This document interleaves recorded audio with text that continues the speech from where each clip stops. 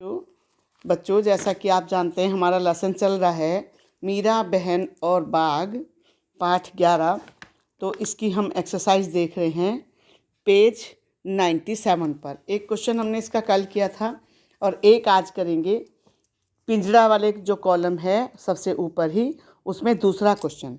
गांव वालों ने बाघ को पिंजड़े में बंद करने की योजना बनाई थी। किसी आज़ाद पशु या पक्षी को पिंजड़े में बंद करके रखना सही है या गलत? क्यों?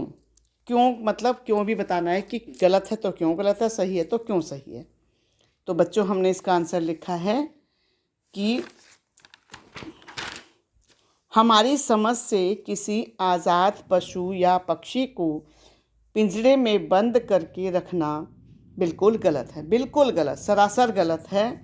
क्यों गलत है? क्योंकि अपनी आज़ादी सभी को प्यारी होती है, यानी सभी आज़ाद रहना चाहते हैं, अपनी मर्ज़ी से कहीं भी जाना चाहते हैं, कुछ भी खाना चाहते हैं। पक्षी हैं तो वो अपनी मर्ज़ी से दाना चुगने के लिए दूर दूर उड़ना चाहते हैं, अपने दोस्तों से बातें करना चाहते हैं। ये सब चीज़ें सबको अच्छी लगती हैं, चाहे वो एनिमल्स हैं, बर्ड्स हैं या इंसान हैं। तो अपनी आज़ादी चूँकि सभी को प्यारी होती है, जैसे हम आज़ाद होकर रहना चाहते हैं, हम बंधन में नहीं रहना चाहते। हमें अगर कोई पिंजरे में बंद कर दे या बाथरूम में बंद कर दे या कमरे रसोई में बंद कर दे तो हमें बिल्कुल अच्छा नहीं लगेगा।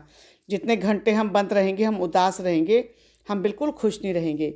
तो इसी तरह बर्ड्स हैं, इसी तरह एनिमल्स हैं, पशु पक्षी हैं, वो भी उसी तरह आज़ाद होकर रहना चाहते हैं जैसे हम आज़ाद होकर रहना चाहते हैं। दूसरी बात ये भी बच्चों कि नेचर ने, कुदरत ने हमको कुछ चीज़ें दी हैं, तो जैसे हमको आज़ाद रहकर खुश रहने के लिए दिया है प्रकृति ने, ईश्वर ने, भगवान ने, उसी प्रकार पशु पक्षी को भी दिया है। तो हमें उनकी आज़ादी छीनने का कोई हक नहीं है।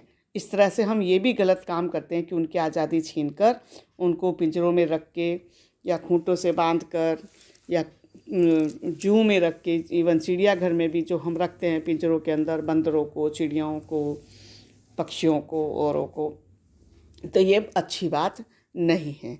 तो बच्चों, इस चीज़ को अपनी समझ बना लो कि जैसे हमें अपनी आज़ादी प्यारी है वैसे ही पशु पक्षियों को भी अपनी आज़ादी प्यारी है। उनको भी पिंजरे में बंद होकर रहना बिल्कुल अच्छा नहीं लगता। तो बच्चों के आज के टेस्ट चल रहे हैं, आज के लिए बस इतना ही। थैंक यू बच्चों। ओके, होमवर्क है, आप इस काम को पढ़ेंगे, समझेंगे और लिख लेंगे।